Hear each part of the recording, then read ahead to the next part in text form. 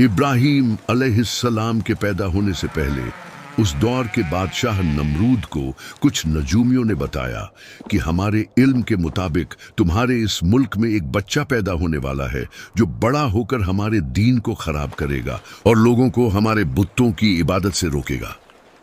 ये सुनकर नमरूद ने अपने वजीरों को हुक्म दिया कि पूरे मुल्क में ऐलान कर दो, आज से सब मर्द और औरतें अलग अलग रहना शुरू कर दें और कोई भी एक दूसरे के पास नहीं जाएगा।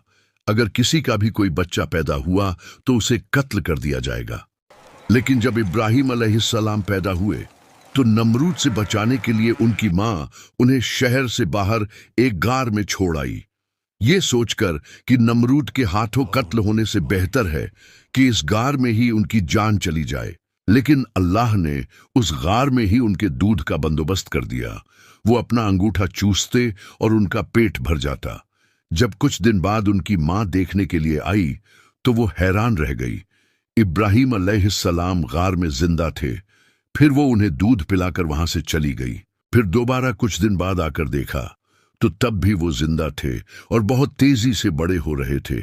इसी तरह वो कुछ दिन बाद आती और उन्हें प्यार करती और दूध पिलाकर चली जाती। इस तरह 13 या 14 साल गुजर गए और इब्राहीम अलैहिस्सलाम उसी गार के आसपास बड़े होते रहे।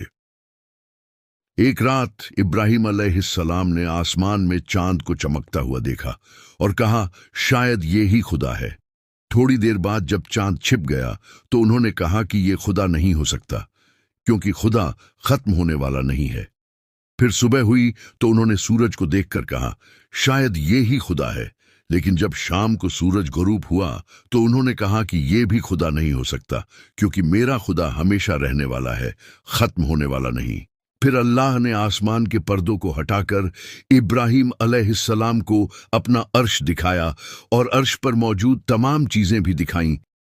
कुछ वक्त गुजरा और जब शहर में नमरूद की सख्ती कम हुई तो इब्राहीम अलैहिस्सलाम की मां उन्हें शहर वापस ले गई। इस तरह उनकी जान बच गई और उन्हें नबूवत अता हुई। इब्राहीम अलैहिस्सलाम बुतों को पसंद नहीं करते थे।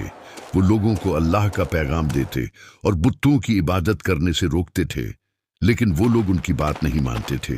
एक दिन हजरत इब्राहीम घर से निकले और शहर में घूमने लगे ताकि खुदा की मखलूक को देखें। चलते चलते वो एक जंगल में पहुंचे जहां उन्होंने एक आदमी को इबादत करते हुए देखा। उसकी आवाज बहुत खूबसूरत थी। इब्राहीम अलैहिस्सलाम उसके करीब खड़े होकर हैरानी से उसे देखने लगे। फिर वो बैठ गए और इंतजार करने लगे ताकि वो इबादत से फारिग हो जाए।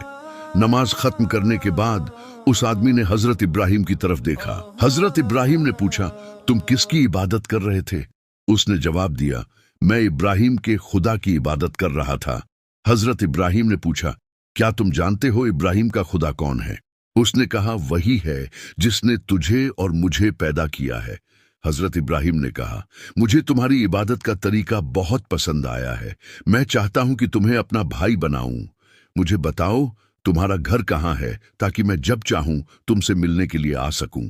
उसने जवाब दिया, तुम वहां नहीं पहुंच सकते क्योंकि रास्ते में एक दरिया है जिसे तुम पार नहीं कर सकोगे।